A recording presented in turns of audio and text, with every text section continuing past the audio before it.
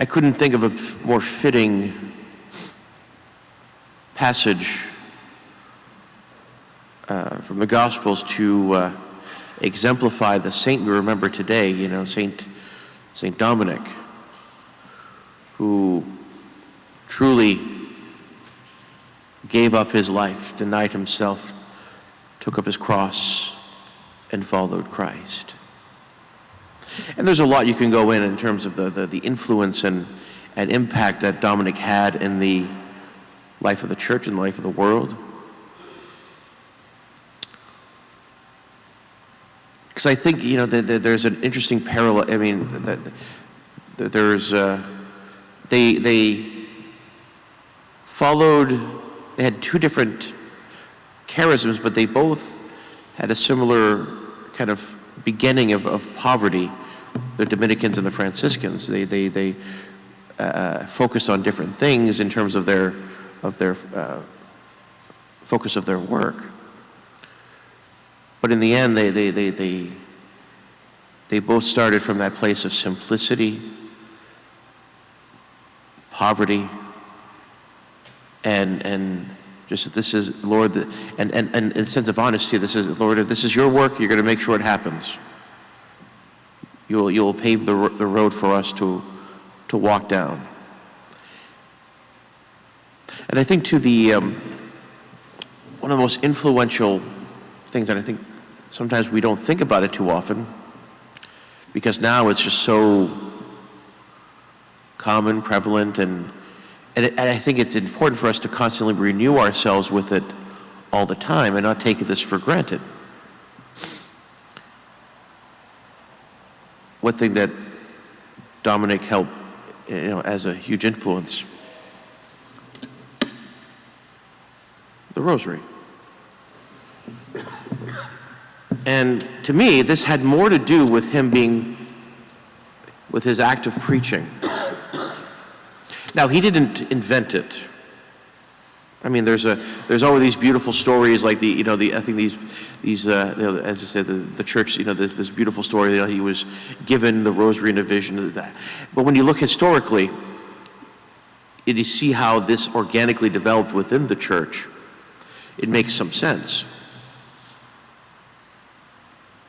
So remember, this is the 13th century, the 1200s.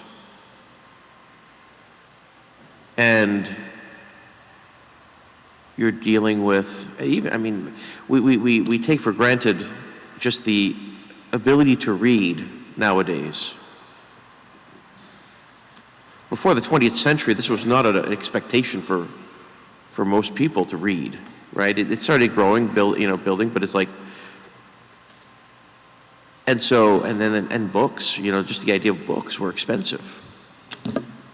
So your average everyday person to have books was near impossible. They would much prefer to have food and shelter first and foremost than to have a book, right? Well, we share the books. That's why the church had the Bible. So we shared the Bible that was at the church. So, because this would have been as priceless, the lectionary that was used at church would have been as expensive as the chalice is today. Valuable. And so, as you see in the early monastery life, these lay peasant folks would kind of basically form these villages around these monasteries because they saw the value, they saw what these monks were giving up, setting themselves apart to pray and to dedicate, and so they wanted to support that. But they also wanted to learn from them and kind of walk and pray alongside them. And so over time, to give them a prayer book, the rosary was kind of developed over time organically. You could see the chapters, things that would spark the better memory of days gone by. Not like my generation. I use a reference book. But I marvel at my grandfather, my great-grandmother, who could recall. And they could recall because they were not dependent upon their ability to read as much as I am. And so they needed to have their memory. And so in their memory banks, you had what each was represented, the prayers, but only that, the imagery of which they saw in the churches. The scripture story. So this was their Bible in many ways, that elucidated the images and the stories to reflect upon. And St. Dominic spread this around the known Catholic world like wildfire, as if possessed by a command from the Blessed Mother.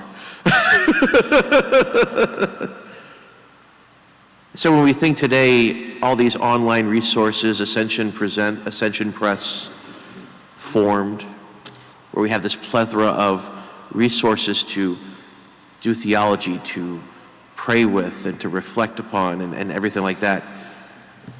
This was the formed of the 13th century for the regular person who worked day in and day out. We forget how marvelous and wonderful that is. And so it's an invitation for us today as we reflect on the life of Dominic, everything that the impact that he had. How do we use this gift in our own lives? How do we sit with it? How do we, are we really letting it help us in our prayer life, in our theological and spiritual reflections? How are we taking some time with it to really allow us to enter deeply into the life of Christ? When we bring up each mystery, do we give us a chance to sit with them and reflect upon that life and the life of Christ? And how am I being invited to be transformed by it when I think of the Nativity, the crucifixion, the scourging, the presentation in the temple, all these different moments that elicit Scripture.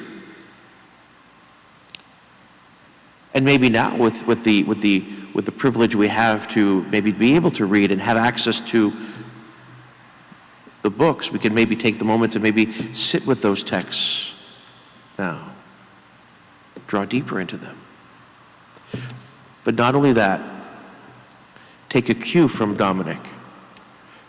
Because at the core of the order that he founded, the Dominicans, the order of preachers, he preached the gospel. How are we participating in that mission? And one of the ways is maybe just simply teaching somebody to use this gift that has been passed down for decades and centuries, from generation to generation, that was, for many, their first entry to reflect upon the life of Christ in the Scriptures.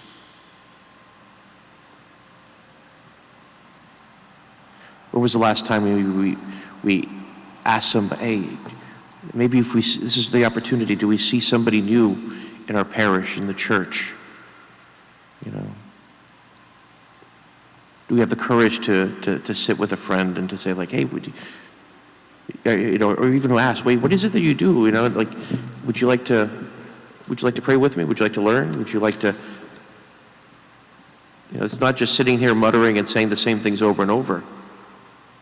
The words may be the same, but hopefully by the end of it, you and I are transformed and are different. It's no different than sitting with the same text of Scripture. It remains the same, but hopefully by the end, you and I have been transformed by it. Dominic had a great much influence on the life of the world and the church. But sometimes the simplest things that we take for granted today invite a little more renewal. And so for something for some of us that do every day, maybe multiple times a day. Let's say a word of thank you for Dominic, for making it spread and shared throughout the land and passed on. And how am I entering into its prayer? And how by being invited, being led by Christ to enter more deeply into his life through this gift? And how maybe through it, how am I sharing in the mission to preach the gospel and invite another to enter more deeply and be transformed by the life of Christ?